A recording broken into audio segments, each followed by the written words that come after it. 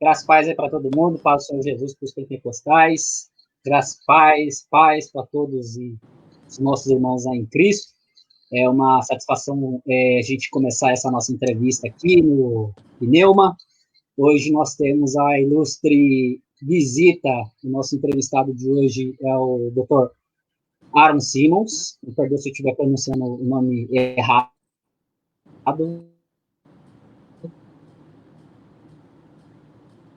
né, please, só se o nome estiver sendo pronunciado incorretamente. Muito solícito, aceitou de pronto essa entrevista aqui com a gente. Hoje a gente vai falar sobre pentecostalismo e filosofia.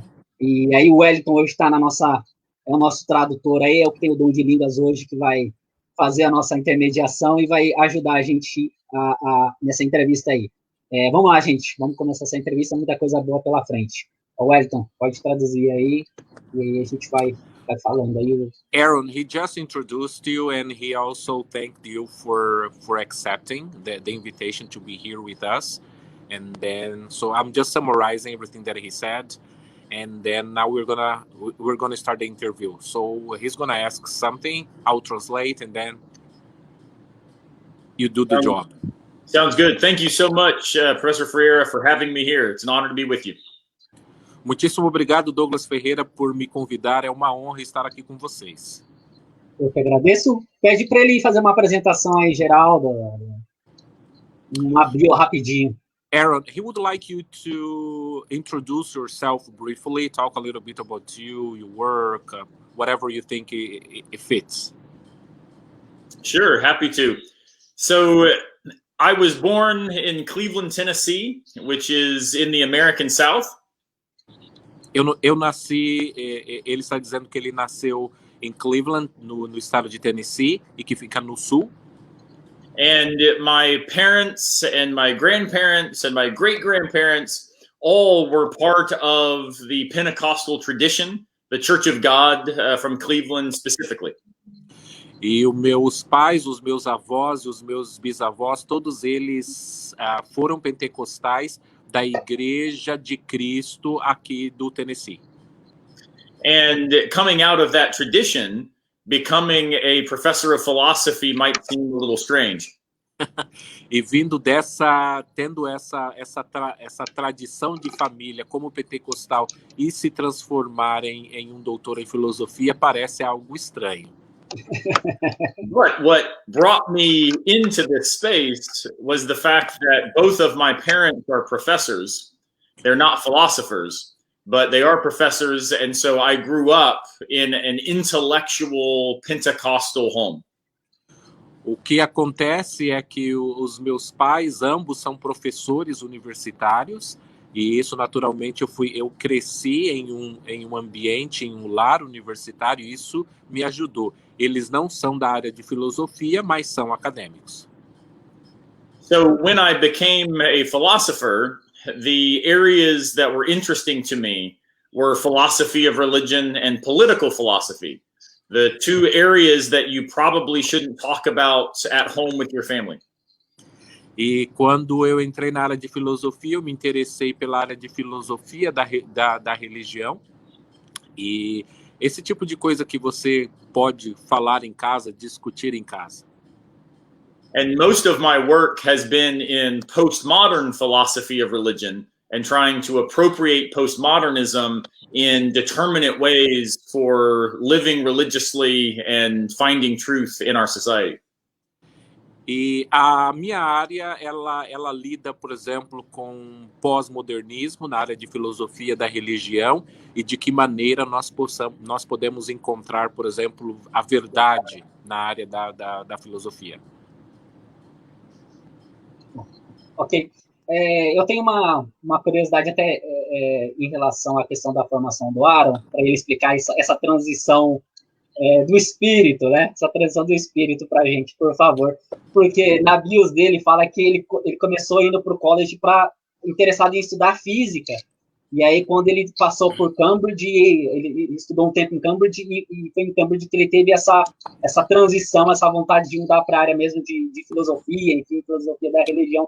E eu queria saber dele como que foi essa transição, como que é para alguém que tinha uma tendência para a área de exatas, para matemática, enfim, para cálculos, mudar para a área de humanas e filosofia.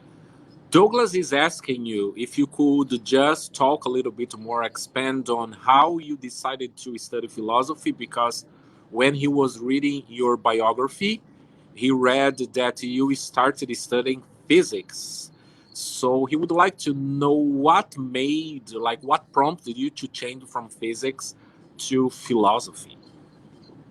Yeah, it was actually a slow transition. I went to college to become a physicist, was very interested in physics. Foi uma transição não foi rápida, porque eu entrei na faculdade para estudar física e eu queria me tornar físico. But eventually realized that I just didn't love mathematics. E de repente eu me dei conta de que eu não gostava de matemática.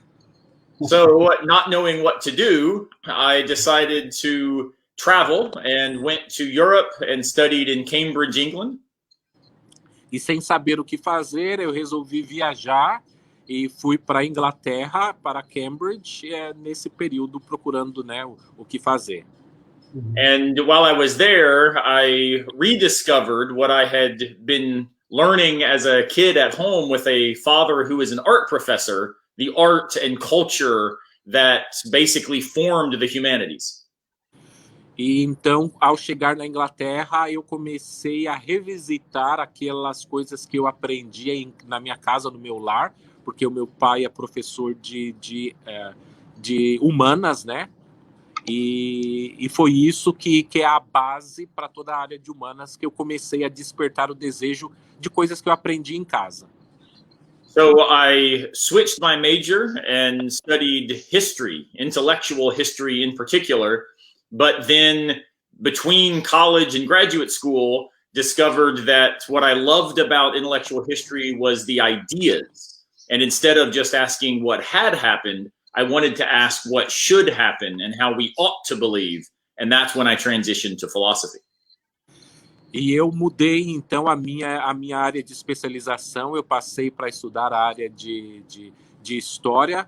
E entre a faculdade e depois, quando eu comecei a entrar para a área de pós-graduação, é que eu percebi que eu não queria ficar perguntando apenas o que aconteceu ou o que tinha acontecido na história, mas o que deve acontecer, como as coisas devem ser. E aí foi nesse momento que eu fiz a minha transição para a área de filosofia. What's so interesting, though, is I now realize what excited me about physics were the philosophical questions. What's the nature of reality, the nature of time? So now I get to ask those same questions, but without the math.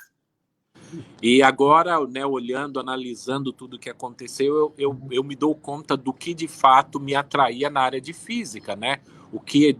As perguntas físicas, da onde nós viemos, qual é a realidade do mundo, mas agora eu posso fazer essas mesmas perguntas sem ter que lidar com a matemática. Filósofos e matemáticos geralmente não são bem amistosos, né?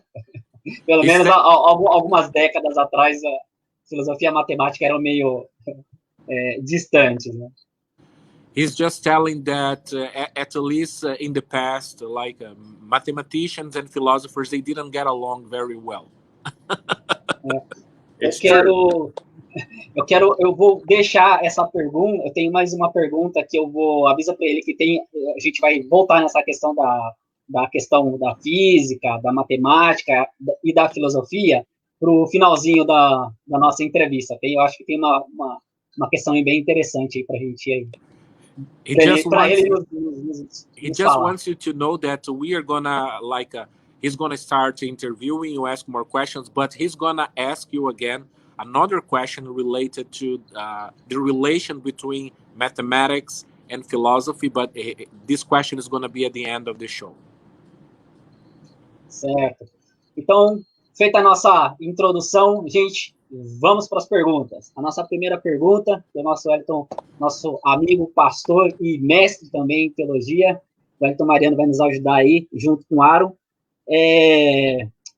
como que foi essa entrada dos pentecostais na academia para fazer filosofia e, ao mesmo tempo, como que os pentecostais que entravam na academia lidavam com a questão do anti-intelectualismo do pentecostalismo? So the first question is, in fact, like two questions or one question, but he's asking two things at the same time. So the first thing is that he would like you to talk about how Pentecostals started entering academia, and how did that happen? And the second part of the question is, how did it happen in terms, because we know the Pentecostals, some of them, they have what we call anti-intellectualism. So how did this happen, having this anti-intellectual behavior approach among Pentecostals, and at the same time they were entering the academia?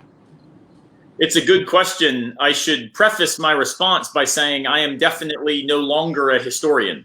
So there are better people qualified to answer this than me.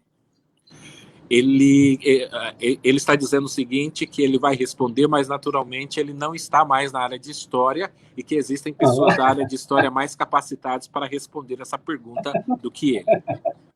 That said, the general story is, in fact, Mark Knoll, in his book, The Scandal of the Evangelical Mind, targets Pentecostals in particular as creating this anti-intellectual climate within the broad structures of American evangelicalism in the sort of late 19th and early 20th centuries when Pentecostalism was just getting rolling here in America. Ele começou a dizer que o erudito Mark Knoll, what's the name of the book? Sorry? The Scandal of the Evangelical Mind. O final ou o fim da mente evangélica, nesse livro, Mark Knoll, ele apresenta exatamente os evangélicos como sendo as pessoas que, ou o grupo, a denominação que tinha essa postura anti-intelectual, e isso no início do século XIX. And what he targets, and this is a legitimate critique, is what we might call the emotivism and experientialism of the Pentecostal tradition as it began to show up in the 1920s and 30s here in America. E o que o Mark Knoll está criticando, e com razão, é a postura do emocionalismo e o papel da emoção que se deu nos anos de 1920 e 1930 no pentecostalismo americano. The idea, though, that Pentecostals were such anti-intellectuals was really more of a cultural phenomenon, not a theological one. A questão de que os pentecostais eles eram anti-intelectuais era uma questão mais cultural do que, de fato, uma questão teológica. And so in the middle part of the 20th century in particular, we started seeing lots of traditionally Bible schools starting to expand and adding more humanities disciplines, broader interest in the sciences and the arts. E a partir de meados do século passado, nós começamos a ver muitos seminários que eles começaram a acrescentar cursos na área de humanas dentro do meio pentecostal. And so it's really just been in the last 30 or 40 years where those early beginnings have flourished into what now is a thriving intellectual scene among Pentecostals that spans all of the academic disciplines. E o que nós estamos vendo agora, portanto, é o resultado desse investimento educacional que começou a partir de meados do século passado, que nós estamos vendo o resultado dessa área de humanas que adentrou dentro dos seminários pentecostais. One interesting thing, though, is at least within an American context, and it's important not to lump all Pentecostals globally into the American tradition, but in America, Pentecostalism continues to be a rather anti-intellectual cultural phenomenon. But that then is betrayed, we might say, praise God, by all of the intellectual and amazing Pentecostal academics. E ele gostaria de enfatizar que nós não podemos colocar todos os pentecostais no mesmo grupo, até porque todos os pentecostais não são iguais no mundo inteiro, e ele está falando especificamente do pentecostalismo americano, mas ele diz que a postura anti-intelectual no pentecostalismo americano continua no contexto cultural da igreja, mas, ao mesmo tempo, há esse número de pentecostais agora que são intelectuais e que estão entrando nessas áreas, como a área de filosofia. So I was trained by amazing Pentecostal thinkers, Terry Cross in particular, a Pentecostal theologian, and yet the idea of doing philosophy from within this tradition was something that seemed nearly impossible when I was in college. And it was only because of the work of people like Jamie Smith and Amos Young and Bill Oliverio and others that now this is something that I'm excited to contribute to as an emerging possibility for a new generation of scholars. E estudar filosofia vindo do meio pentecostal era algo quase que inconcebível há muito tempo. Mas, ao mesmo tempo, alguns nomes se destacam. E ele menciona o nome de Terry Cross. Terry Cross, que é a pessoa que ele gostaria de enfatizar, com quem ele estudou. E também, naturalmente, outros grandes nomes da área da filosofia, que são nomes que estão inseridos dentro do pentecostalismo. Ok. Acho que isso faz uma boa também entrada, porque a nossa próxima pergunta para o Aaron é sobre... E aí, eu acho que é muito feliz essa entrevista de hoje, só para vou fazer um parênteses aqui, para explicar para o pessoal. A nossa entrevista de hoje, gente, ela tem um caráter muito especial, por quê? Porque nós estamos aí no ápice das discussões aqui no Brasil, justamente dessas questões que o Aaron já viu acontecer nos Estados Unidos, há uns 30, 40 anos atrás, mais ou menos, eu vou supor mais ou menos esse período, de 30, 40 anos atrás. E aquelas discussões sobre hermenêutica, vocês vão entender, porque a próxima pergunta vai abrir todo esse fronte de questões que a gente vai abordar aqui, e a nossa felicidade hoje nessa entrevista é porque é justamente a área de especialização do Aaron. Então, a gente está com uma pessoa assim extremamente capacitada, que lê os autores, que lê os originais, que conhece os livros e os autores da pós-modernos, ou pós-críticos, como queiram chamar. E então é uma felicidade enorme fazer essa entrevista hoje. Então eu quero abrir essa próxima pergunta para o Aaron, e aqui ele pode ficar à vontade para usar o tempo, o conhecimento dele à vontade.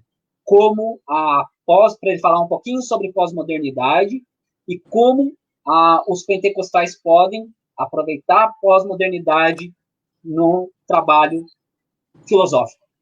Não só filosófico no sentido geral, mas no sentido de uma filosofia pentecostal. Aaron, he was just talking how happy we are to have you here because of the knowledge that you have and the experience. And because here in Brazil, there is an increasing debate about hermeneutics and the role of philosophy among Pentecostals. And you have been studying, and you know what happened. This same kind of debate that happened among Pentecostals in the U.S. So he would like you to talk a little bit more about postmodernism and also the role of how Pentecostals can gain from postmodernism, and in the sense that if there is a way to do a Pentecostal philosophy. And he told you that you can speak. This is your field, so be free to talk as much as you want. I will do my best not to give you a headache here, Wellington, and so I'll thank you. I thank you for that. So, when it comes to thinking about philosophy from a Pentecostal perspective, I think it's important to understand that there are a variety of views that have been suggested in the literature. Então, quando nós estamos falando de filosofia dentro da área pentecostal, é preciso salientar que existem vários ramos, várias linhas de pensamento dentro dessa área. And in some ways, what I'm trying to do is open a new way to think about how to approach these topics, because traditionally, people like Amos Young and James Smith have understood Pentecostal philosophy, in my opinion, to just be a type of Pentecostal theology. E eu estou desenvolvendo um novo tipo de pensamento na área de filosofia, porque as pessoas que leem, por exemplo, Amos Young, what's the name of the other person? James Smith. James Smith, eles têm escrito o livro e trabalhado, mas eles colocam isso como se fosse a filosofia como uma nova teologia pentecostal, uma teologia pentecostal. So what I'm trying to do is suggest that philosophy and theology need each other, but they are very different and importantly distinct disciplines. E o que eu estou mostrando é que a filosofia depende da teologia e vice-versa, a teologia também depende da filosofia, mas elas são áreas muito distintas uma das outras. Why this matters, I think, gets at the heart of the debates that you all are having and that we continue to have. So when we talk about hermeneutics, it is sometimes tricky to do philosophy from within a particular theological hermeneutics that dictates the boundaries, we might say, or the borders of where the conversation can go. Então, por exemplo, na área de hermenêutica, é difícil você colocar e falar do papel da filosofia, porque a teologia dita o tipo, os parâmetros, as regras de interpretação que devem ser utilizadas. Portanto, quando nós usamos essas regras, esses padrões da teologia, ditando essa regra para a teologia, isso amarra, impede que a filosofia de fato faça o seu trabalho.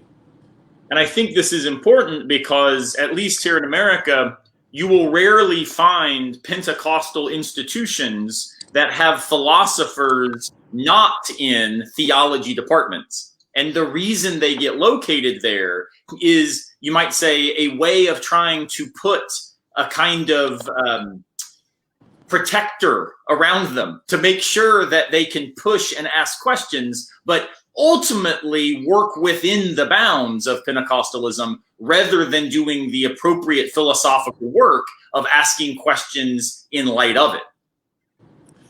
Então ele vai, o Aaron está dizendo aqui que é raríssimo você encontrar filósofos em escolas, em instituições de educação pentecostais que não estejam atrelados à área de teologia. Eles estão na área de teologia.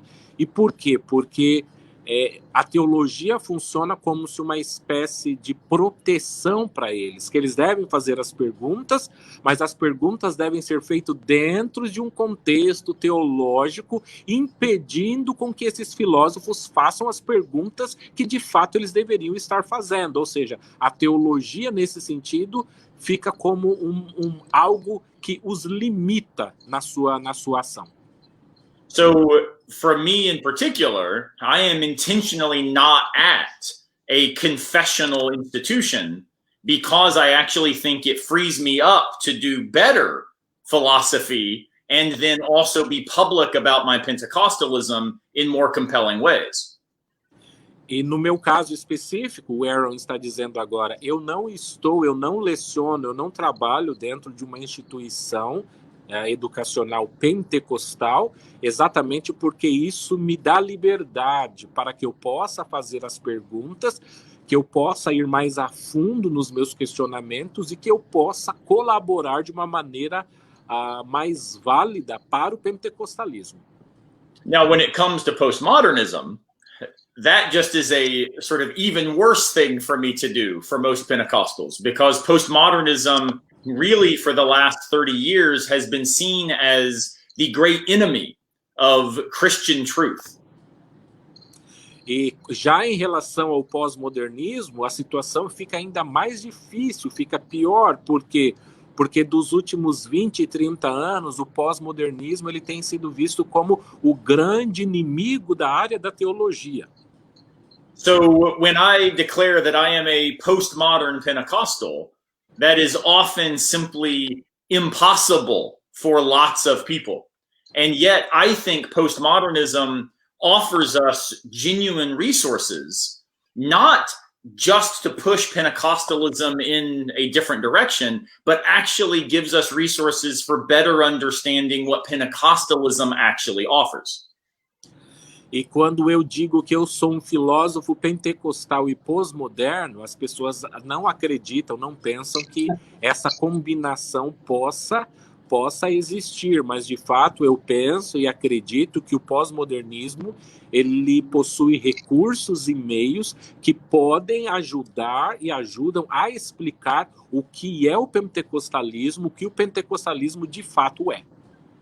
And so let me give you just 3 examples of how I think postmodernism gives us a theoretical framework, an academic language for what Pentecostal spirituality has actually already been living into.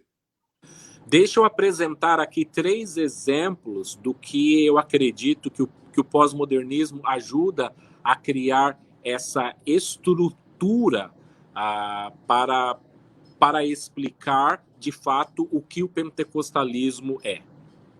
First is the importance of epistemic humility. And the idea here is that we are unable to have purely objective or absolute knowledge precisely because of our finitude and cultural location. O primeiro ponto é a questão da humildade epistemológica, que é exatamente saber que nós não conseguimos ter uma objetividade clara. Então, isso é o primeiro ponto que o nosso conhecer, o nosso saber de fato, ele precisa ser humilde nesse sentido. And that resonates with what Pentecostalism has already said when it comes to the idea that we are not God. And so part of the recognition of our finitude and our embodiment actually is something that should yield a confidence, but not a certainty when it comes to truth claims. Então, por exemplo, isso é algo que os pentecostais eles já têm dito e enfatizado, ou seja, nós temos esses limites, né, pelo fato de estarmos no corpo, nós temos um limite por sermos finitos, essa nossa finitude, e isso então nos ajuda apresentando convicções, mas ao mesmo tempo não no sentido de serem verdades. Postmodernism is not a rejection of truth. It's simply a reminder that we can only understand truth from where we find ourselves. O pós-modernismo não é, na verdade, o pós-modernismo não nega que existem verdades. O pós-modernismo apenas diz que nós temos limites e nós somos finitos para entendermos e captarmos a verdade. So number 2 is what I would call the importance of relational personhood. E o exemplo número 2 é o que eu chamo de pessoalidade, o exemplo da pessoalidade. And what postmodernism offers here is the idea that what it means to be a person is to be in relation with others.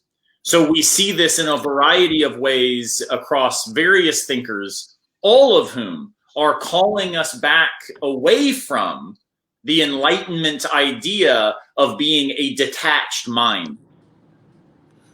E o que o pós-modernismo ele apresenta em relação à pessoalidade da pessoa é a relação da pessoa com outras pessoas. E isso é bem diferente, isso nos afasta, por exemplo, do pensamento do iluminismo, que fala da razão, mas da razão de uma pessoa que não está ligada ou atrelada a outras pessoas. E o pós-modernismo fala dessa pessoalidade que existe, da relação, do relacionamento que existe com uma pessoa, com outra pessoa ou com mais pessoas. When we think about this in light of Pentecostalism, the idea of a relational Godhead, 3 persons in one, we actually get the heart of this postmodern reminder that we are only who we are because we are in relation with others. E o pós-modernismo, então, falando dessa relação da pessoalidade com outras pessoas, nós vemos isso de uma maneira muito clara, por exemplo, na inter-relação que existe na Trindade, ou seja, o Deus Pai, Deus Filho e Espírito Santo, nos mostrando que nós só somos o que somos em razão das relações que nós temos e possuímos. And then number 3 would be what I would describe as the importance of lived embodiment. E o exemplo número 3 é o que eu chamo de o incorporamento vivido, experimentado. And this is what I try to get at in some of my work when I talk about the importance of affect. E isso é o que eu tento passar através dos meus trabalhos escritos. We are affected by others in our relational personhood because our embodiment is something that grounds us in the world in very particular ways. Nós somos mudados, afetados a partir das interações que nós temos, ou seja, a maneira como que nós nos relacionamos é a maneira como nos afeta. And so when we think about this in postmodernism, we get a variety of really important resources. Feminism, critical race theory, the way that we might even think about social and political philosophy as a context of identity theory. E isso, por exemplo, nos ajuda a entender questões de teorias raciais, a questão da filosofia social, da filosofia cultural. And what we see in Pentecostalism is, from its very beginning, a radical commitment to something like embodied equality, where we find, Black bodies and women's bodies as important contexts through which their revelational engagement with the divine becomes then the mouthpiece in which they engage others. E isso fica explícito no pentecostalismo quando nós vemos essa questão do corpo, do corpo sendo utilizado, por exemplo, o corpo de pessoas negras, o corpo de mulheres sendo visitados por Deus e usados por Deus. E é nesse sentido que a relação da filosofia da qual eu escrevo e trabalho tem a sua relação com o pentecostalismo. So one of the things that's interesting about these 3 points of overlap is, although Pentecostalism is going to think about these in terms of our relation to God, interestingly, the postmodernists, a variety of them, will think about God in terms of these relational, embodied, and humble ways of living. Então, enquanto que os pentecostais geralmente vão pensar da nossa relação com Deus, o pós-modernismo ele vai falar da relação de Deus com essas pessoas, com a maneira como que Deus usou esses corpos e essas pessoas. Excelente. Ainda sobre essa questão da pós-modernidade, só para a gente... Eu acho que é interessante falar reforçar essa questão. Vou tentar ser breve, né, Wellington? Senão eu te deixo na situação difícil, né? Senão vai traduzir um artigo para hora. Mas vamos lá, assim, sobre a questão da pós-modernidade, talvez o que se pinta muito sobre a pós-modernidade é a questão da rejeição à verdade, né? Como se a pós-modernidade ela rejeitasse a verdade absoluta. E isso é muito utilizado no meio do pentecostalismo para afastar os pentecostais do contato com autores pós-modernos ou pós-críticos, como queiram.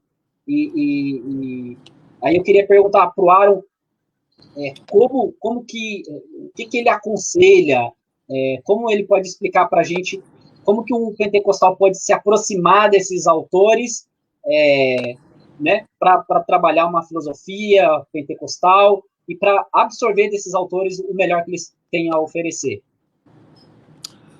Douglas is telling that, at least here in the Brazilian context, among Pentecostals, there is a denial of postmodernism because, in general, what is said is that postmodernism, it denies truth.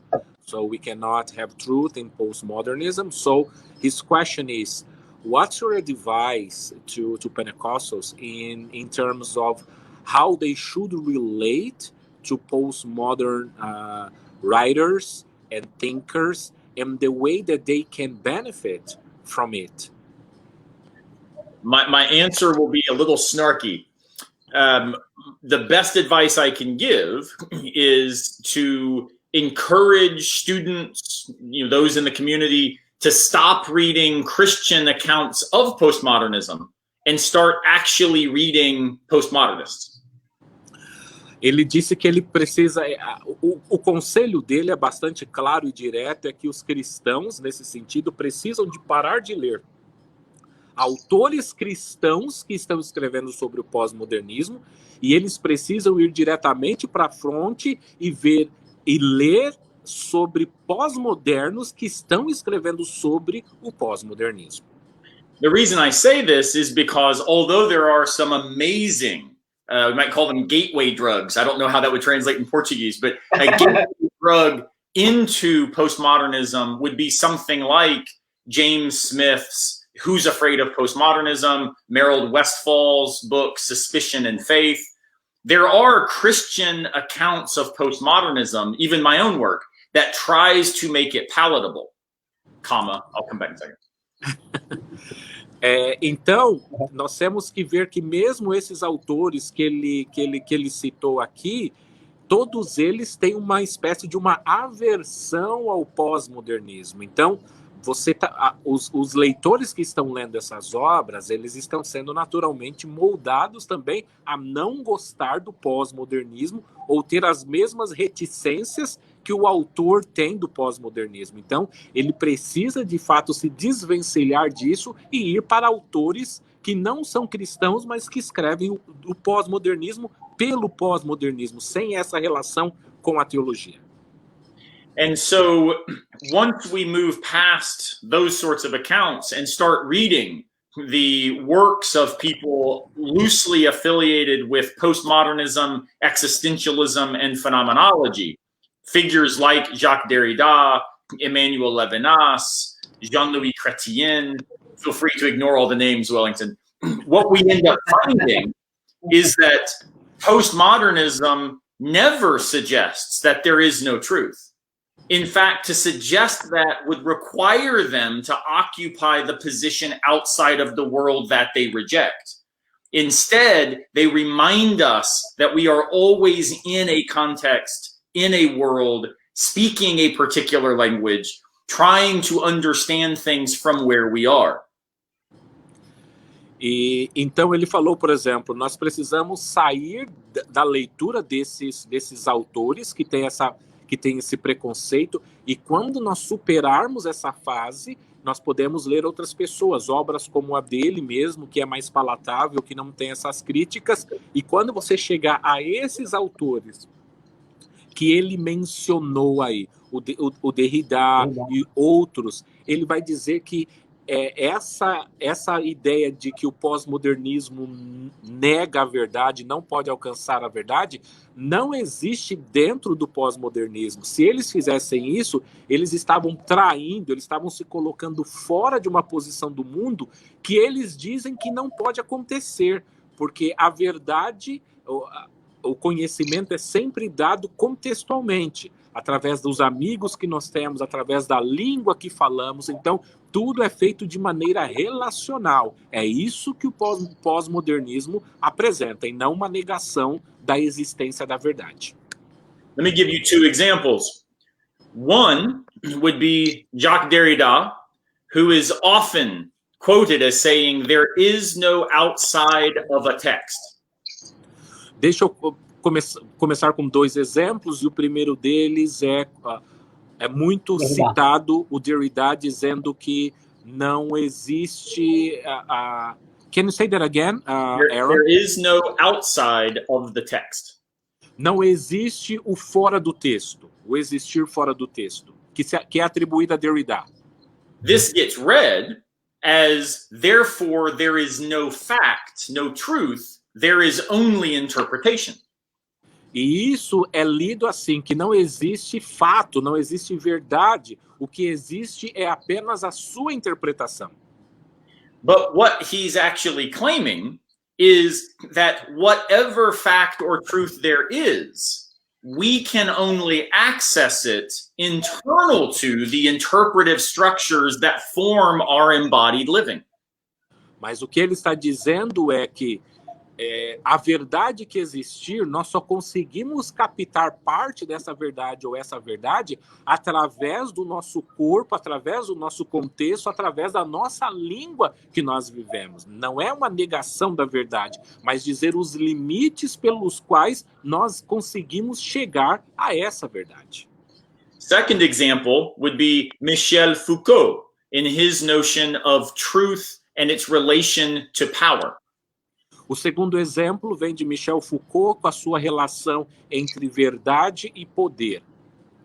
What we find there is a view that often gets read as the claim, there is no truth, there is only power. There's only the workings of power.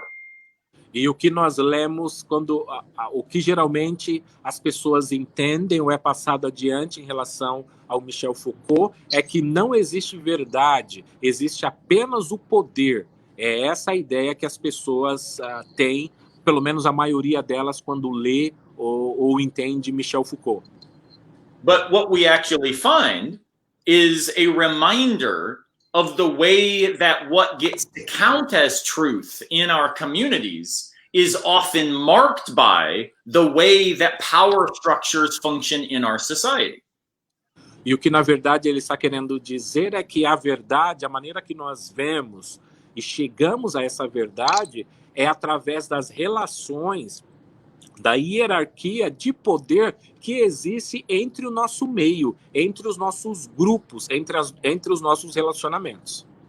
So ironically, Derrida and Foucault are often given as the examples of postmodern rejection of truth, but in fact, they offer us resources for understanding how truth is something to be appropriated by finite, fallible, embodied beings like us. E ao passo que tanto Derrida como Foucault são tidos como pensadores que negam a existência da verdade, o que na verdade esses dois pensadores estão contribuindo para dizer como esses seres limitados, finitos e dentro de um contexto podem chegar à verdade. Ironically, and allow me to get a little bit political in an American context just for a minute to show you how this might play out.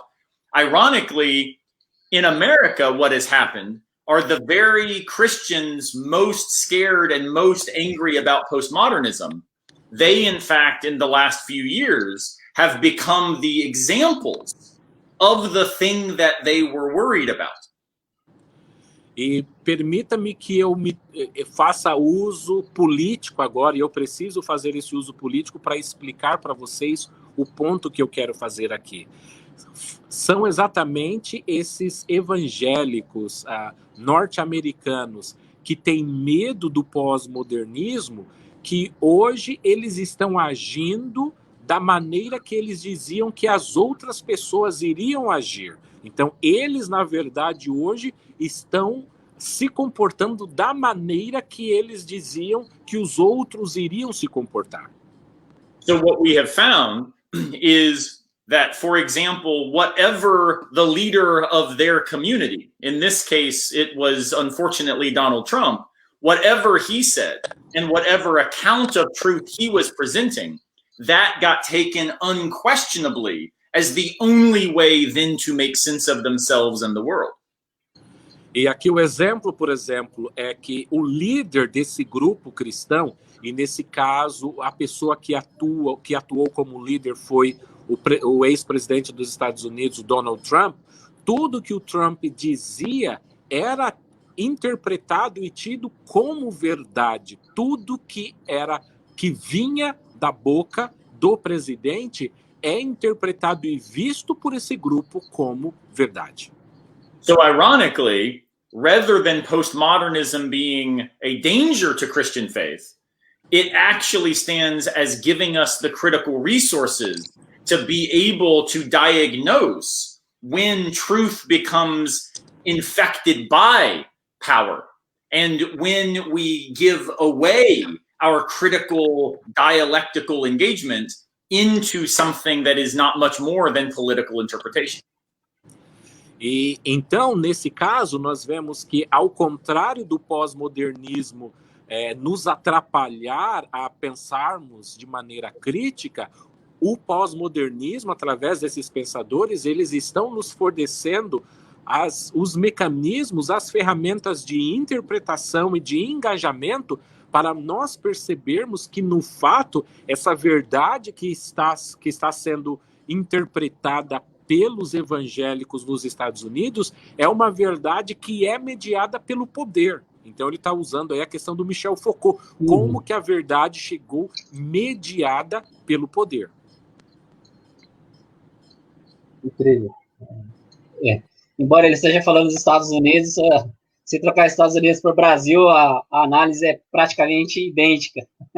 Pode falar para ele. Douglas is telling that you used the American context, but right now we face, like, our politics is very similar. So your example, in Douglas' view, it also applies to the political scene in Brazil too.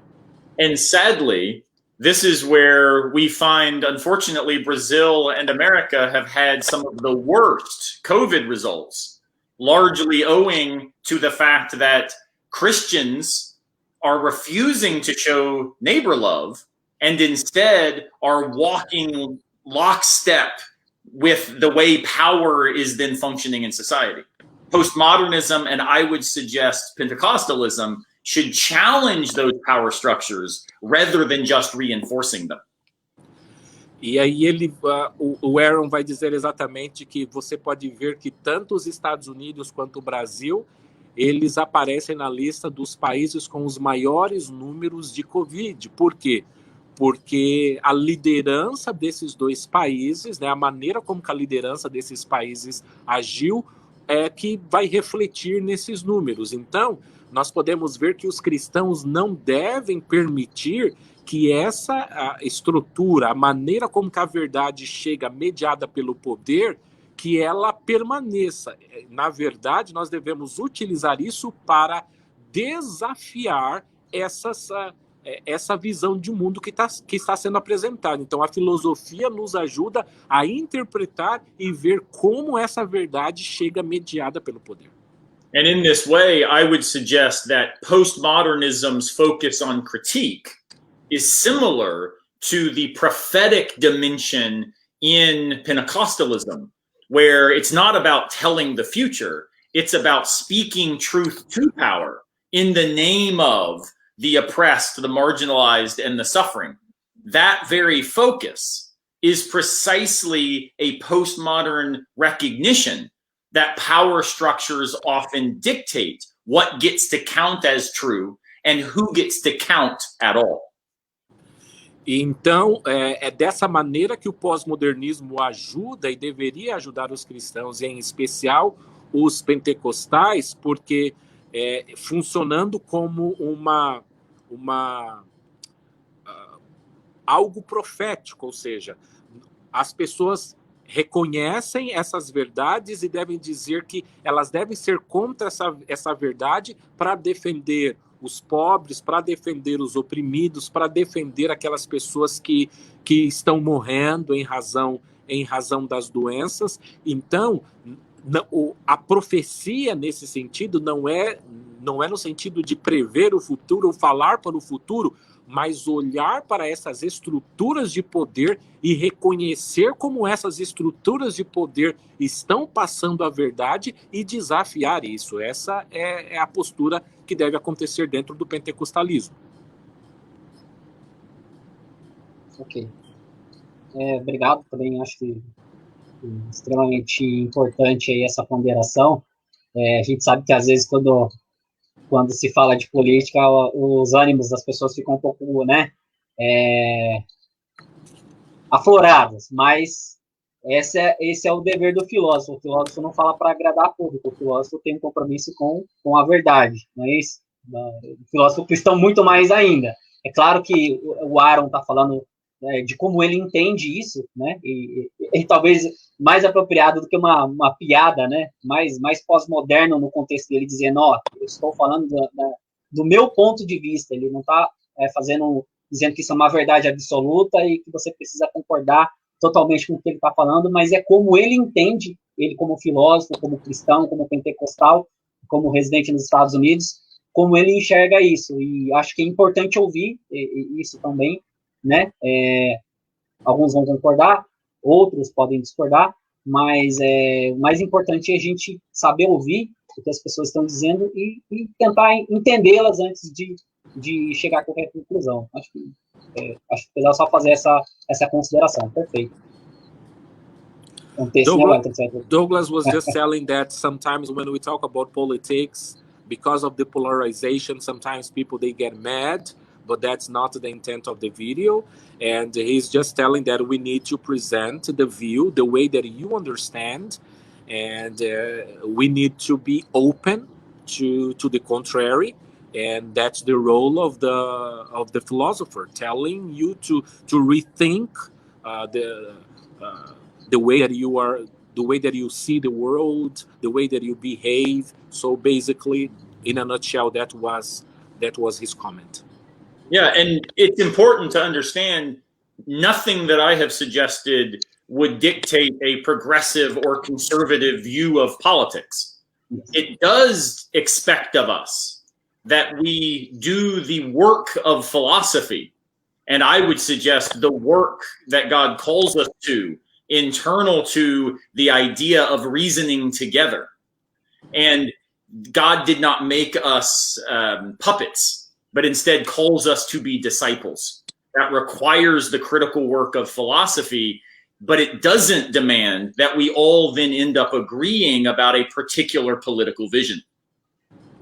E ele quer dizer que nada do que foi dito aqui vai ditar se você vai ser liberal, progressista ou conservador na sua visão da política. O que a Bíblia pede é que o papel da filosofia é fazer com que as pessoas pensem criticamente e principalmente que a pessoa não se torne um fantoche, né, manipulado pelo poder, pelas estruturas, mas que a gente pense juntos uns com os outros, porque nós somos discípulos de Cristo, como nós devemos agir como discípulos de Cristo.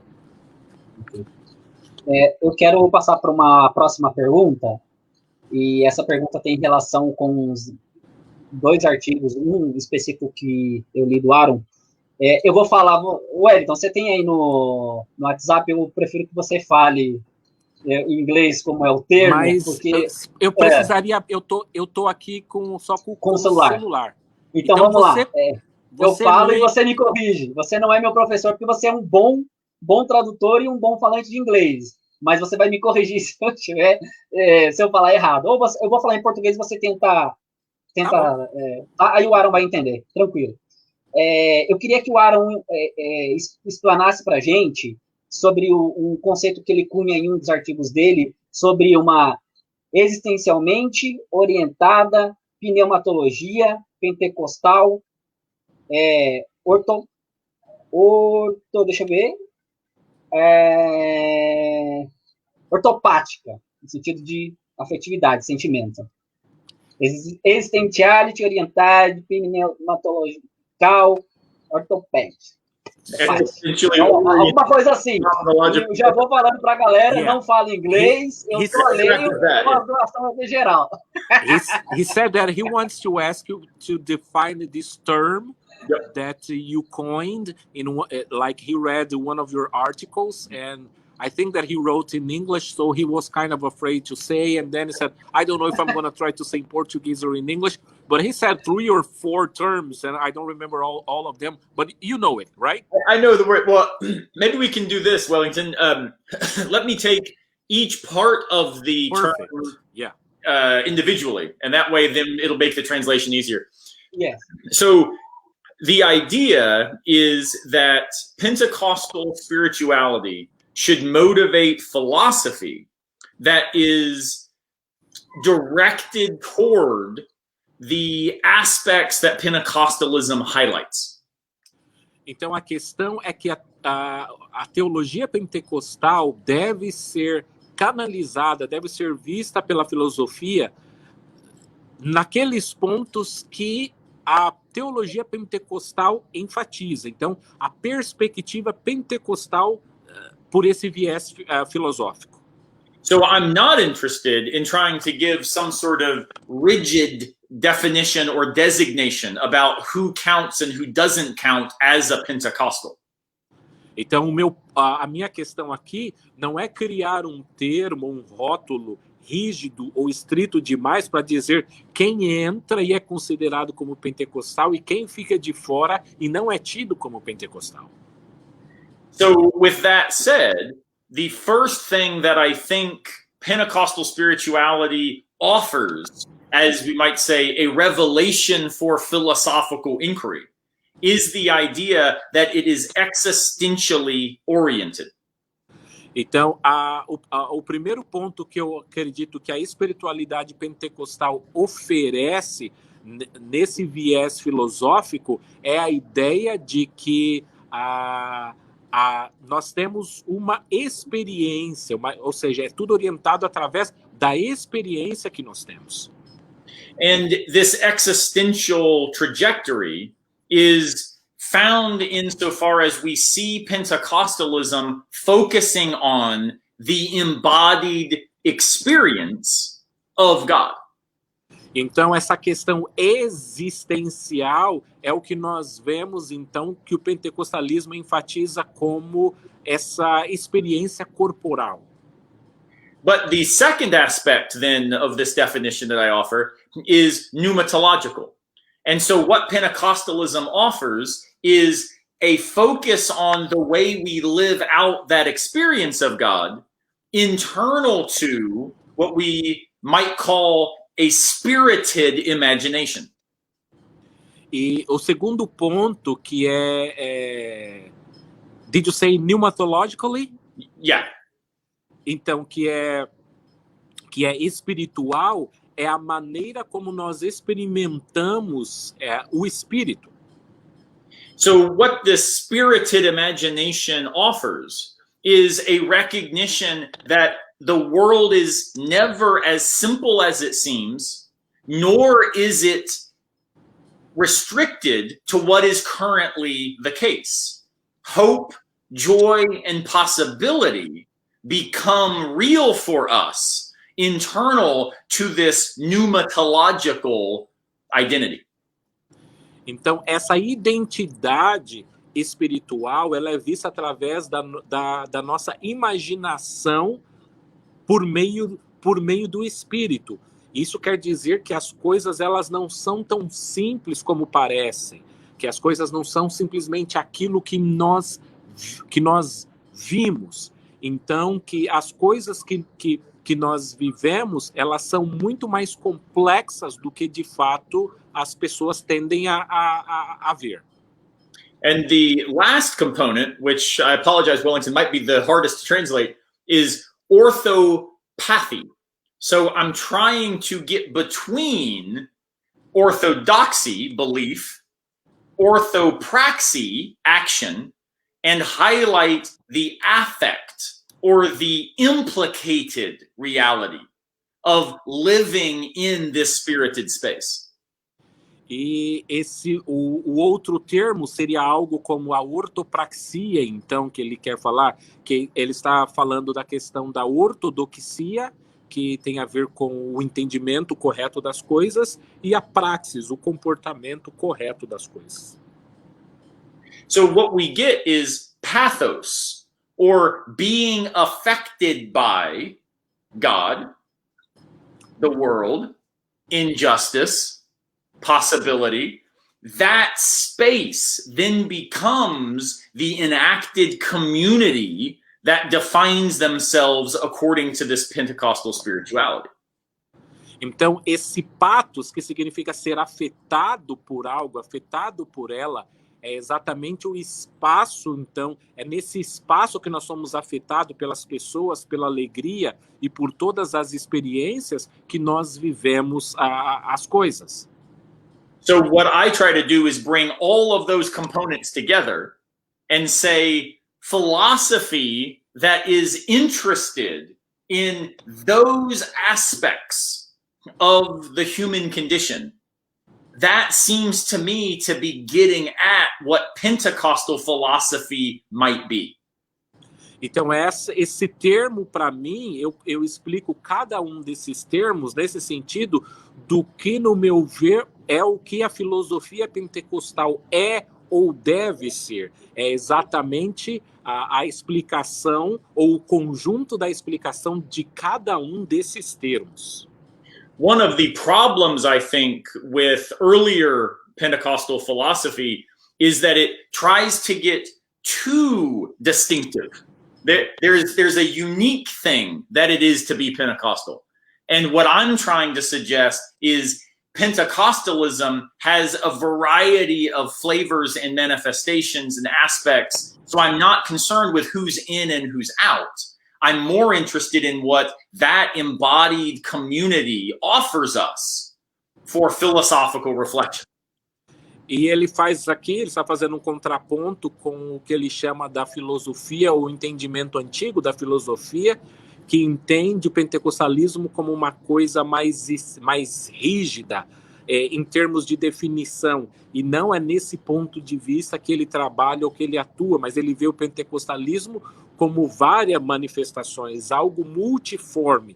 Lembrando que ele voltou a repetir, eu não estou interessado em dizer quem está dentro do pentecostalismo ou fora do pentecostalismo, mas pegar o que esses pentecostalismos podem nos ajudar a ver e a entender o mundo nesse viés da filosofia.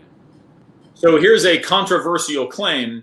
I do not think you have to be a Pentecostal to do Pentecostal philosophy. I just think that you won't call it that. So part of being a Pentecostal philosopher is not that everything I do is specifically concerned with Pentecostalism, but it is instead taking that inspiration and trying to let it inform my philosophical work. E aqui está ele falando, eu vou fazer agora uma reivindicação controversa. Eu não penso e nem acredito que você precisa ser pentecostal para fazer uma filosofia pentecostal. Porque o que você precisa fazer é permitir que esse entendimento do pentecostalismo seja utilizado no seu pensamento, na sua reflexão filosófica, ditando como que você age e pensa para fazer isso. E desde que você use esses mecanismos para fazer filosofia, você está fazendo uma filosofia pentecostal. So rather than focusing on speaking in tongues or focusing on emotional worship, my interest is instead to think about how living in these communities opens for us important ways of seeing the world and thinking about our place within it. Então, ao contrário de se pensar, por exemplo, no falar em línguas, ou, por exemplo, em um culto de louvor emocional, que são características, por exemplo, do pentecostalismo, eu penso de que maneira o relacionamento que nós temos com as pessoas podem nos abrir portas ou maneiras para nós pensarmos e entendermos o mundo.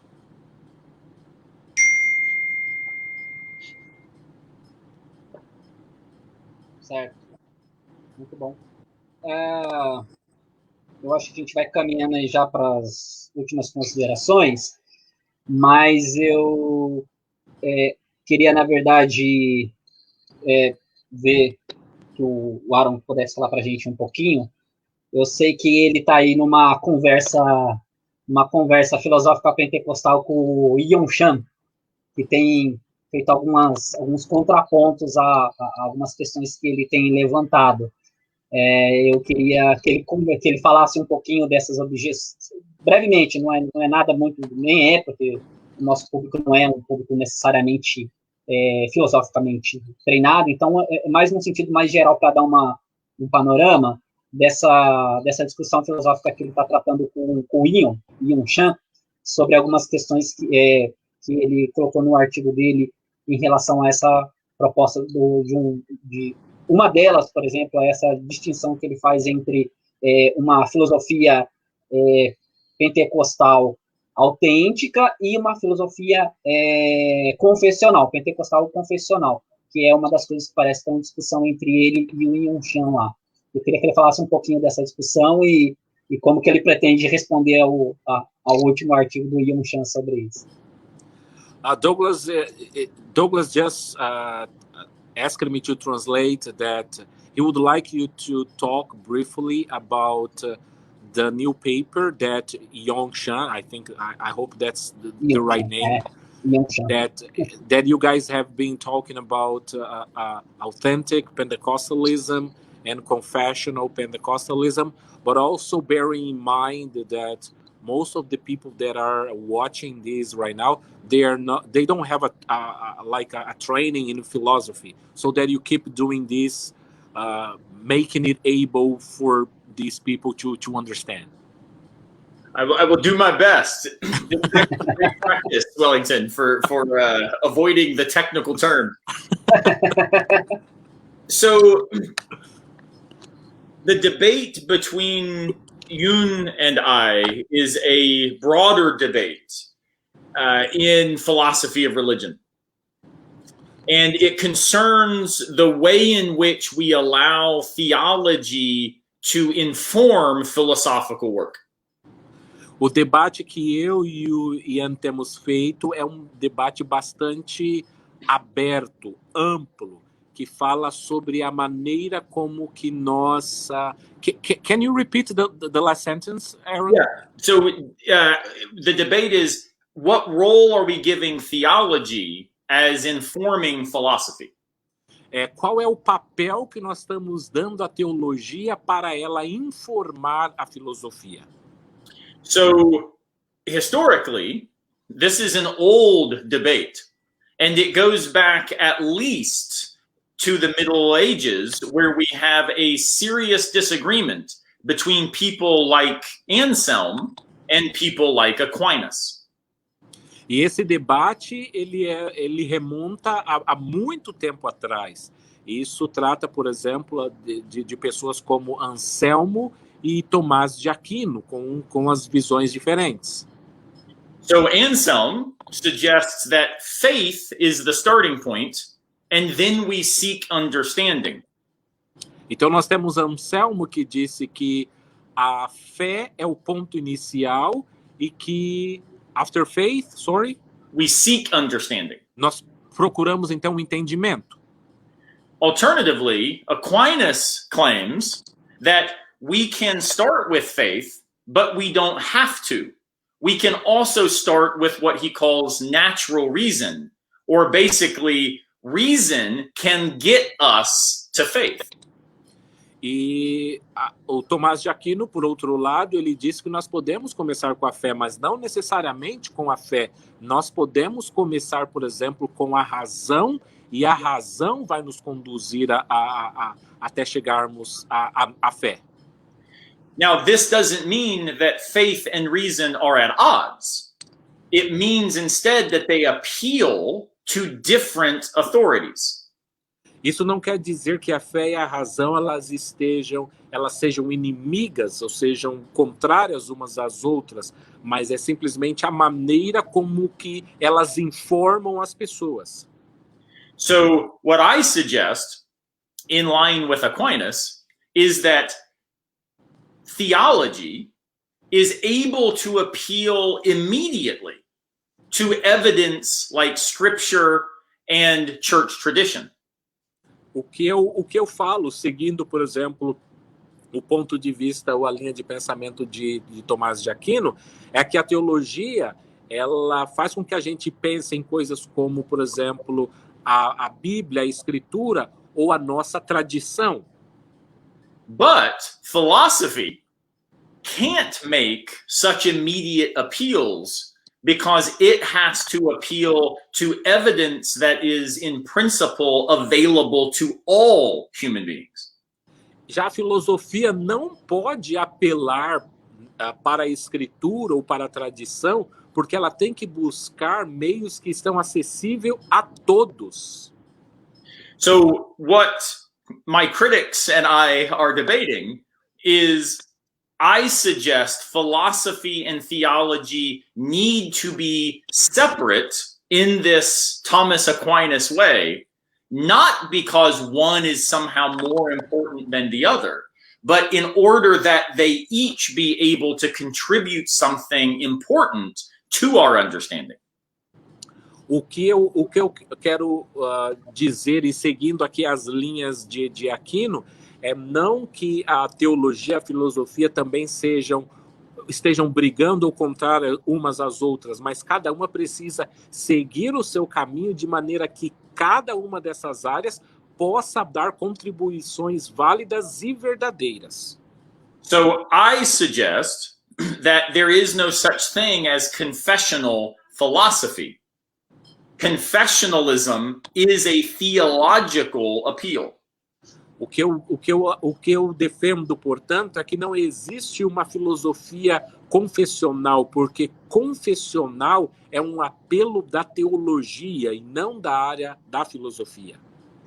But I want to affirm what I call personal philosophy, which means philosophy should always be anchored in our embodied experience in the world.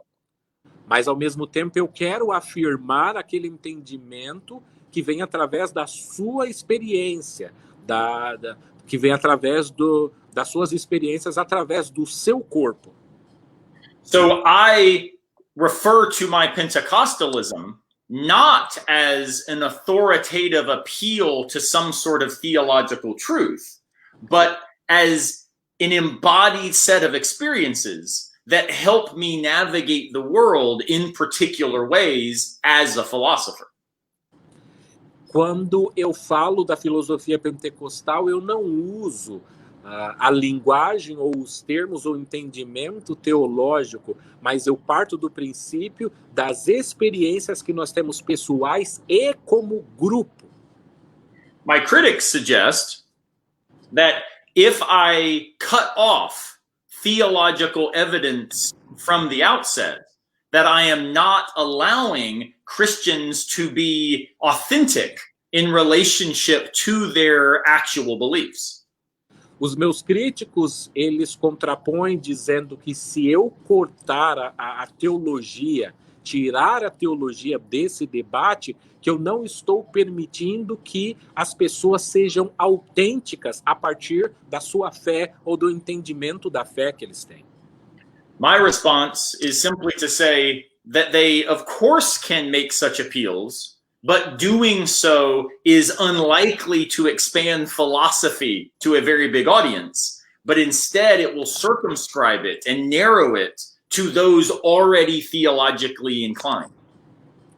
E a minha resposta para esses meus críticos é que se você fizer filosofia dessa maneira, fazendo um apelo teológico da área de teologia, que você pode fazê-lo, mas naturalmente que esse debate, esse diálogo e esse entendimento só vai ficar dentro daqueles cristãos que já são pentecostais e que estão lendo e pensando sobre isso.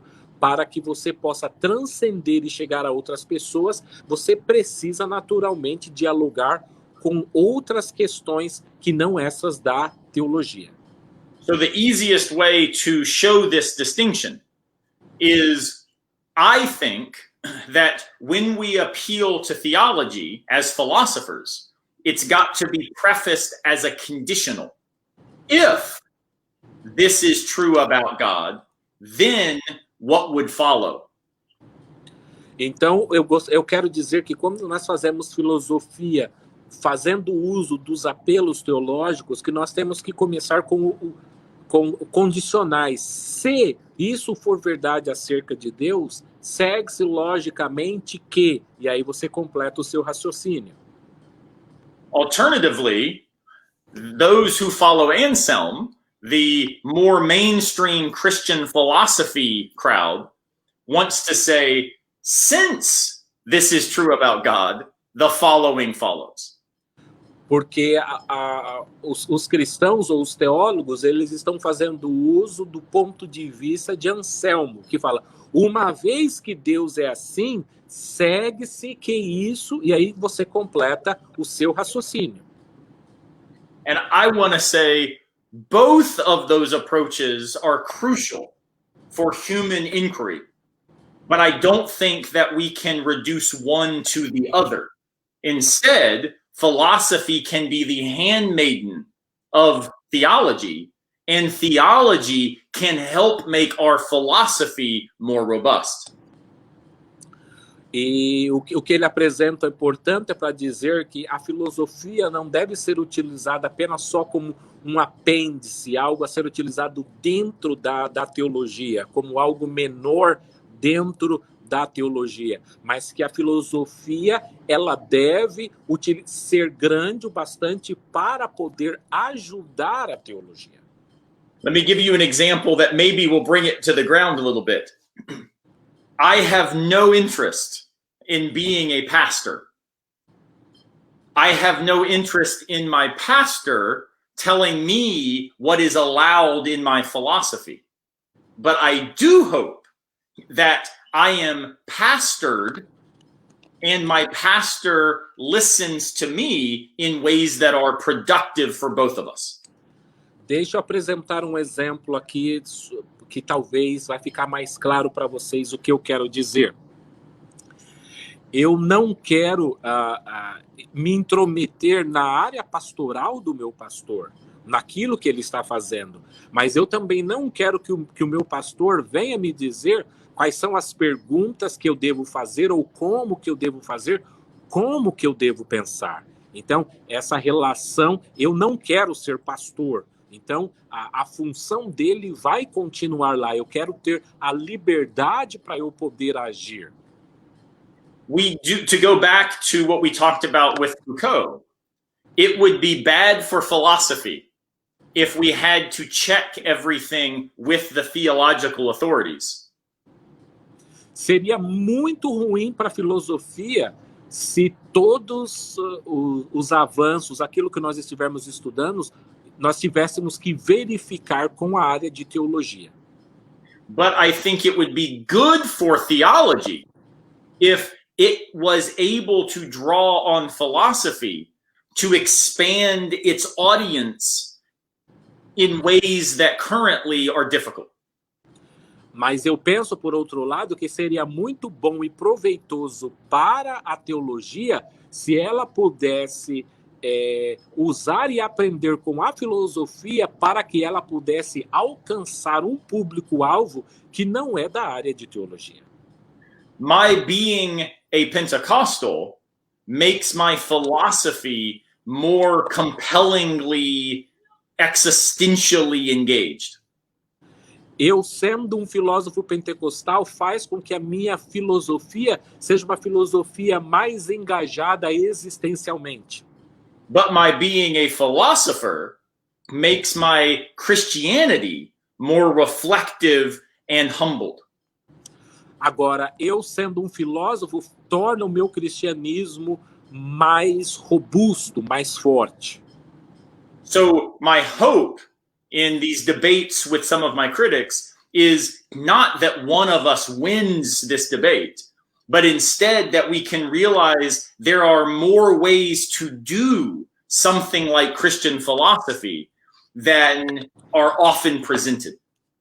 Então, o meu propósito com essa interação com os meus críticos não é que eu vença o debate ou que eles vençam o debate, mas que todos nós possamos ganhar com esse diálogo, de maneira que nós possamos fazer uma filosofia maior e mais abrangente e que alcance pessoas que não estão ligados ou que apenas leiam, trabalham com a área da teologia.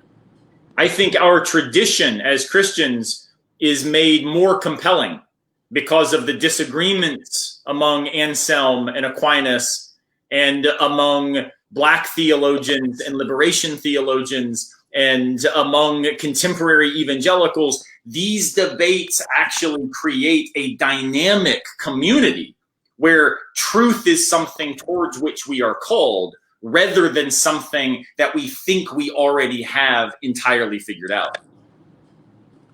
Então eu penso que a maneira que nós somos, o nosso grupo, por ele ser multiforme e diverso, nós temos aí teólogos negros, nós temos teólogos da liberação, e em vez de nós pensarmos como a verdade que é algo que nós já temos, é a maneira como nós chegamos e alcançamos essa verdade.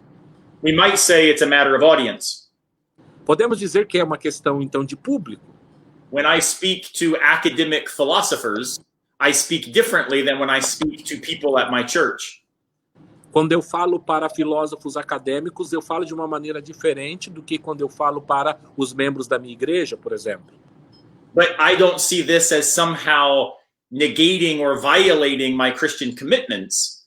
I see it instead as showing, hopefully, the wisdom of being able to speak in ways that invite others to continue wanting to be in conversation. E quando eu faço isso, eu não entendo isso como sendo algo ruim ou sendo algo falso. É simplesmente reconhecendo o lugar, o papel do outro, de maneira que eu possa me fazer entendido por aquelas pessoas. Hopefully that gives a fairly accessible way of making sense of what is ultimately a very technical and complicated debate in philosophy of religion. E eu espero que essa tenha sido uma definição que vocês tenham entendido, pelo menos basicamente, o que tem sido, então, esse meu debate, essa minha interação, esse diálogo com os meus críticos.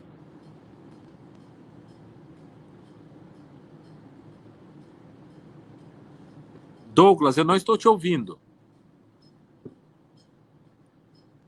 Desculpa, eu deixei o microfone desligado para evitar os sons e obrigado, Ayrton, por avisar.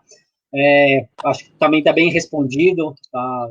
O Aaron tem essa facilidade de tornar essa discussão e essas terminologias, esses temas aí complexos, e acho que qualquer pessoa, mesmo sem treinamento filosófico, deu para acompanhar aí tranquilo, o que demonstra que ele é uma pessoa que tem capacidade para falar do que está falando, né? E a nossa live está indo caminhando para o final agora, eu vou abrir para 2 perguntas aqui, e, né, se der tempo, eu vou fazer aquela última pergunta final, que eu acho que vai dar uma arrematada aqui. Vou fazer a pergunta do Isaac Cavalcante. Isaac perguntou quais são os autores que mais influenciaram o Aaron, né, na filosofia, e quais as aproximações que ele vê em geral entre filosofia pós-moderna e teologia ortodoxa. Deixa essa coisa na tela aí que eu leio aqui, fica mais fácil para eu traduzir, hein? Aaron, he's just telling that he believes that most of the people, or all the people watching, they were able to understand what you were saying. So thank you. And he's saying that we are approaching the end of this live, but he has just 2 or 3 more questions. So we have one question. One of the persons that was watching is asking you, which authors have influenced you the most in philosophy, and in which ways in general do you believe that postmodern philosophy and Christian or Orthodox Christian theology are linked, are close to one another? Yeah, it's a wonderful question. And I'm thrilled to get questions from the audience. I wish we were able to be in a big room together. So the authors that have influenced me, by far and away, the most influential person to me has been Soren Kierkegaard. Então, primeiro ele gostaria de dizer que ele está muito feliz de receber as perguntas do público e que ele gostaria de estar numa sala para que nós pudéssemos interagir melhor. Disse também que a pergunta é muito boa e ele disse que o autor que mais o influenciou é o Kierkegaard. The reason that his thought has been so influential is because I was warned against him when I was in college. E o motivo é que o pensamento dele é tão amplo e é muito engraçado que quando eu estava na faculdade me advertiram contra ele, contra esse autor. He was one of those scary postmodern people. But what I discovered when I started reading him was someone deeply committed to living Christianly and thinking rigorously about it. E ao contrário, o que eu descobri ao ler a obra do Kierkegaard é que ele foi, na verdade, um cristão sério e comprometido em pensar e viver isso de uma maneira muito rigorosa, filosoficamente falando. Another influential thinker on me is the French phenomenologist Emmanuel Levinas. Um outro autor que me influenciou é o fenomenologista francês Emmanuel Levinas. Emmanuel Levinas? Yep. Emanuel Levinas, aqui no Brasil. Emmanuel Levinas. Okay. Isso, é da fenomenologia. Fenomenologia. É difícil de falar essa palavra. Fenomenologia. Part of why... Faz uma língua estranha. Part of why I like his work is he's a Jewish thinker and he thinks deeply about what it means to be constituted by responsibility for each other. E ele é um pensador judeu e parte do que ele diz constitui... sorry, I lost what you said, Aaron, in the end. So why I like Levinas is he invites me to understand what it means to be defined, constituted by my responsibility for others. A maneira como que ele fala que nós somos definidos através das nossas responsabilidades, das coisas que nós devemos fazer, das nossas obrigações. And then another person who I would mention, I'll just give three, actually would be Jacques Derrida. E eu vou dar 3, então, e o terceiro que eu estou falando aqui é o Jacques Derrida. And what Derrida offers that I find compelling is a reminder of the structures of religious existence. E o que o Derrida oferece na verdade, um lembrete das estruturas religiosas. So he will talk about justice and gifts and the call and hope as religious phenomena, even though he is an atheist. E ele vai falar sobre a esperança, ele vai falar sobre presentes ou dons, e ele vai falar, ainda que ele não seja cristão, ele vai apresentar, então, essa estrutura religiosa. And so if we see kind of what unites those three thinkers, for example, it's a Christian thinker in Kierkegaard, a Jewish theist in some ways in Levinas, and a Jewish atheist in Derrida. Então nós temos aqui, então, nesses 3 pensadores que eu apresentei, nós temos o Derrida, que é um judeu ateu, nós temos um outro que é um judeu teísta, e depois nós temos um outro que é cristão. And I like the idea that all three, with different religious commitments, can engage in philosophical work that invites us to be better at whatever we take to be true. E o que eu gosto é que, independente da visão religiosa, todos eles contribuem na área da filosofia para nós sabermos o que é que nós podemos apreender em termos da verdade.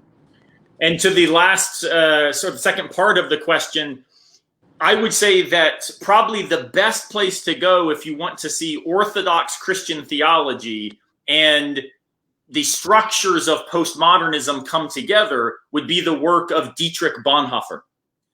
E eu penso que nessa última pergunta, para ver aí, no caso, a aproximação e a relação entre a teologia cristã ortodoxa e a filosofia pós-moderna, seria ir, então, para ver as obras do Dietrich Bonhoeffer. Bonhoeffer is a theologian, but yet he's drawing on the early existentialists. O Bonhoeffer, ele é um teólogo, mas ele está embasando toda a sua estrutura a partir dos existencialistas. And what he shows us is the importance of remembering that theological truth still requires being interpreted in our embodied contexts. E o que ele, então, nos ensina é que mesmo as verdades teológicas precisam ser apreendidas, precisam ser vistas a partir do nosso corpo, da nossa interação. So there's a lot more I could say, but I'll leave it there so we can hear some more questions. I hope that answers Isaac. Thank you, Isaac, for the question. E eu vou terminar a minha resposta aqui. Espero que a resposta tenha sido suficiente para o Isaac, mas não sei se tem mais algumas perguntas. Obrigado pela pergunta, Isaac. Tem mais uma, tem do nosso irmão Kleberson Matheus dos Santos, que está acompanhando a nossa live aí desde o início, tá aí, mandou uma pergunta para a gente. Eu acho que vai precisar dar uma adaptada, porque ele perguntou assim, como ele enxerga o pentecostalismo brasileiro e a falta de tradição acadêmica na maioria das denominações. Mas como ele não está familiarizado com a questão brasileira, vamos adaptar, perguntando para o Aaron como que ele enxerga o pentecostalismo, essa falta de tradição filosófica do pentecostalismo dentro das denominações, dentro da comunidade pentecostal. E como Aaron, que ele está vendo isso? The person asked you a question, but his question he's really asking something about the Brazilian context. So his question is, how do you see Brazilian Pentecostalism and the lack of academic tradition in most of the denomination? Assuming that you don't know much about Brazilian Pentecostalism, we would like this question to be more broad. So how do you see Pentecostalism and the lack of academic tradition in denomination as a whole? Yeah, no, it's a great question. Sadly, I don't know much about the Brazilian Pentecostal specifics, but I do think it's important to understand that being a Pentecostal should not mean that we shut our brains off when we walk into the church.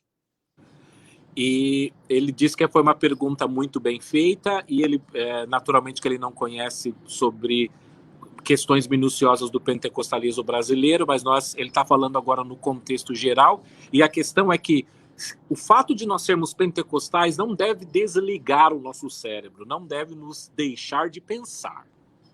Instead, I think being a Pentecostal invites us to remember as philosophers or academics of whatever sort that we are not simply brains. E do outro lado, nós também temos que lembrar e saber que nós devemos sim exercitar o nosso intelecto, o nosso conhecimento, mas saber também que nós não somos apenas só intelecto ou só cérebro. So what I would encourage is something that I'm not entirely sure that America has figured out either. O que eu quero sugerir aqui é algo que eu não tenho certeza também se os Estados Unidos já aprendeu, já sabe como fazer. And that would be for parents and pastors and professors even to cultivate in others within the Pentecostal community an excitement and a robust desire to ask critical questions. E isso seria que pais, professores e pastores criassem um ambiente propício para que as pessoas fizessem perguntas sérias, robustas, críticas e fortes, termos esse ambiente. If we invite people to see such questions as not a devastating obstacle to faith, but instead an opportunity for faith to be adequate to our lived situation, I think we are opening a really important door. De que nós não víssemos perguntas difíceis, complexas e críticas como se elas estivessem querendo minar a nossa fé, mas sim dando oportunidade para que a nossa fé mostre maturidade, mostre ser uma fé com entendimento. Então, se nós conseguirmos criar e desenvolver esse ambiente, eu acredito que nós já estamos dando aí um grande passo para a criação desse ambiente que a gente quer. And I think that this is a general truth.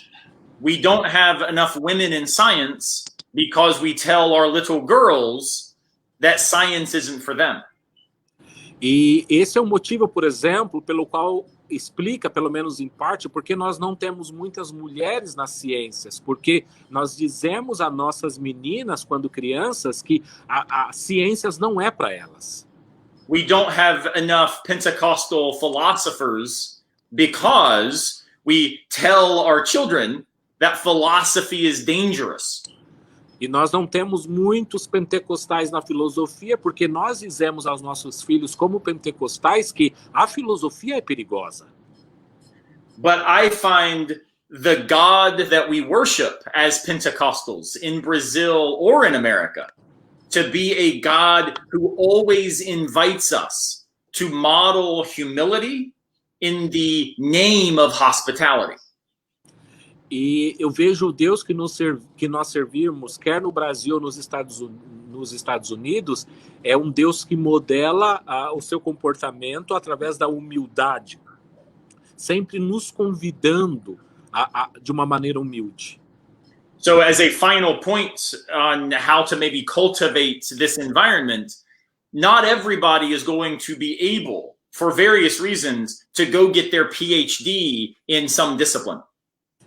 E nós sabemos, por exemplo, que nem todo mundo vai conseguir o seu doutorado na área de filosofia, e isso por inúmeros fatores.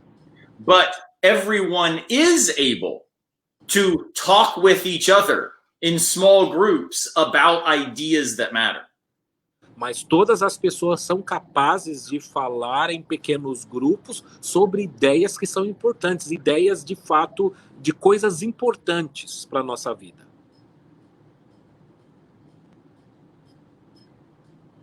Ok. Agradeço aí ao nosso irmão Kleberson, que fez a pergunta, né?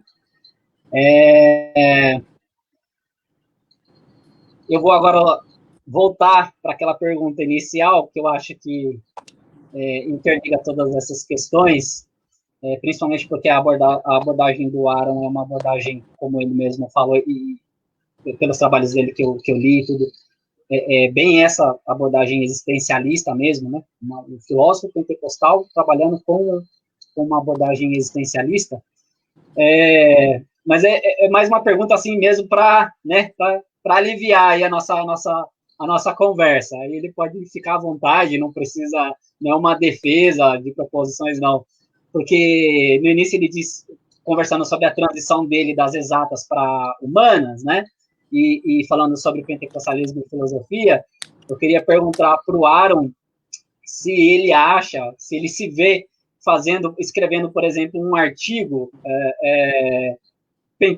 com esse trabalho pentecostal, com aquela metodologia mais das ciências exatas, da física, da química, vamos usar a filosofia analítica, no sentido mais logicista do termo, como os filósofos cristãos trabalham a questão do mal, como o Swinburne, como o nosso amigo, descobri que o Kevin Timp, tem aí um artigo também no livro dele sobre filosofia cristã. Se ele acha que os pentecostais vão se aventurar nessa, ou ele vai se aventurar, ou se os filósofos pentecostais vão se aventurar em defender algumas questões mais de forma mais matemática, logicista, analítica, no sentido mais estrito. Douglas is telling that this is the last question. That in the beginning of the show, he said that he would leave that question for last, and he said this is also to let everybody in a good mood. Everybody's and he's basically asking if you think that either you or other Pentecostal philosophers, they are going to start maybe adventuring themselves into writing, like I think he said Swinburne and other philosophers, that they use much more mathematics and analytical philosophy, logic to defend whatever they are trying to advance. So either what do you think of Pentecostal philosophers as a whole, and also personally to you, if you would like to be doing that, or now it's your turn. So I don't think that there is any one methodology that is necessarily the best way for Pentecostal philosophy to work. Primeiramente, eu não acho que existe uma única metodologia que seja a metodologia certa para fazer com que essa filosofia pentecostal funcione. Instead, I think that the dynamism and diversity within global Pentecostalism should be reflected also in the philosophical manifestations of it. E eu penso que esse dinamismo e esse pentecostalismo global que é multiforme, ele deve ser expresso filosoficamente também de maneiras dinâmicas e multiformes. Now that said, I am actually often criticized because I am a continental philosopher who often writes in ways that look too analytic. What's the term? Continental and analytic. So I'm a continental philosopher who often gets criticized for looking too analytic. E ele está dizendo, eu sou filósofo continental que sou criticado por meu trabalho parecer por demais analítico. But I think that all philosophers should learn from the important logical precision that is available in analytic thought. Eu acredito que todo filósofo ele deve aprender a gostar e a utilizar esse mecanismo analítico que existe, que é bom. Todos eles devem aprender e saber sobre isso. So the priorities of clarity should be always celebrated, but also we need the priorities of existential messiness. Somehow we've got to have both.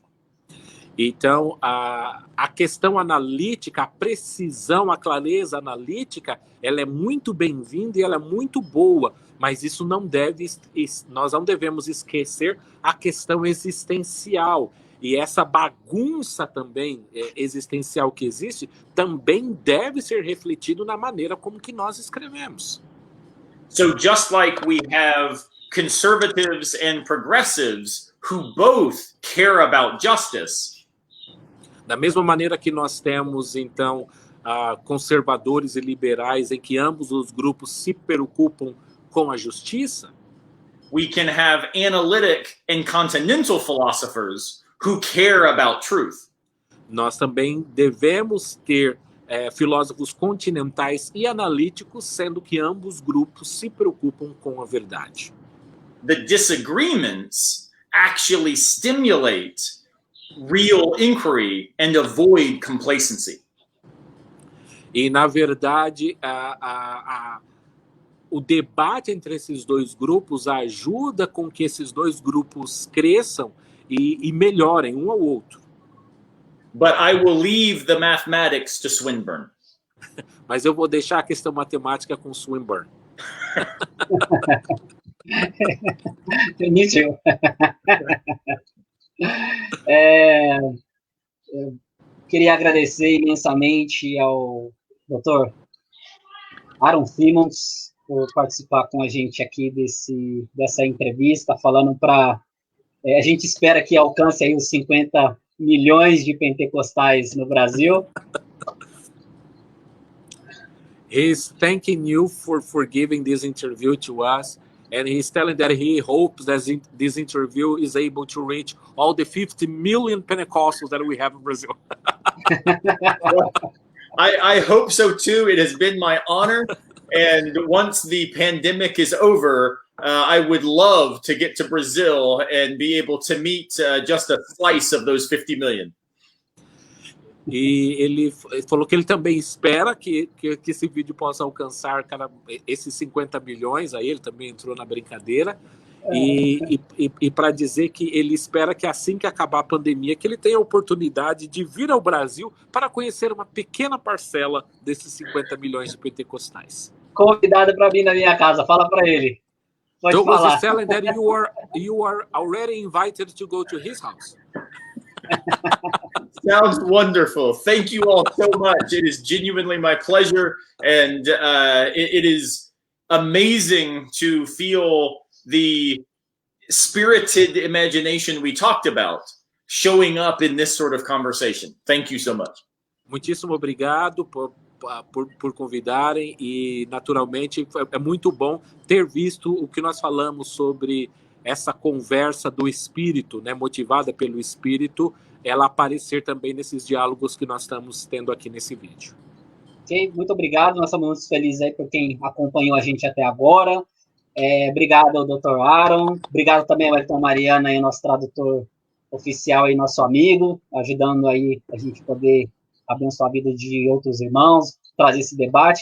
E uma frase aí do pastor Maurício, que estava acompanhando também a gente, que eu acho que resume bem o nosso diálogo hoje, é que essa entrevista é um estímulo à reflexão, uma coisa que o Aaron também falou bastante, e a nossa ideia não é trazer novamente, você, para ser pentecostal, é assim, ou para fazer filosofia pentecostal é dessa forma somente, quem não faz está fora. Nós estamos promovendo essa conversa para trazer reflexão e estímulo para ajudar a nossa comunidade a pensar sobre Deus, sobre fé e sobre a vida. É isso. Obrigado, gente. Valeu. Douglas is thanking you once again. He also thanked me, and he mentioned one pastor that said that this interview is really an invitation to think, to reason, and that's amazing. That there is not like a single and only way to be Pentecostal and to do things, and this is only for this. It has been an amazing interview. That's wonderful. Thank you so much, and thank you, Wellington. And let me mention to all of the audience, feel free, if there's any questions that continue or any resource that I can be, please feel free to send me an email, connect with me on Facebook. Anything I can do, I'm happy to be available to all of you. Thank you again. Se houver alguma pergunta, alguma maneira que eu possa ajudar a vocês, por favor, podem fazer as perguntas, podem mandar o pedido de amizade no Facebook e a gente conversa a partir de lá. Muitíssimo obrigado a todos vocês. Gente, obrigado. Tchau, tchau. Fica na paz. Até a próxima. Bye.